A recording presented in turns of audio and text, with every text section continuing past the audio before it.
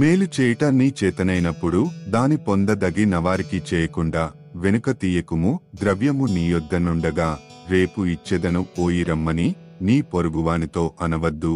సామెతలు గ్రంథము 3వ అధ్యాయము వచనములు 27 మరియు 28.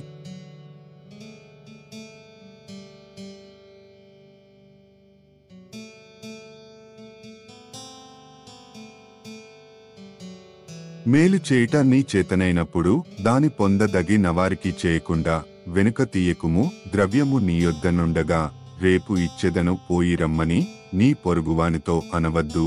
సామెతలు గ్రంథము 3వ అధ్యాయము వచనములు 27 మరియు 28.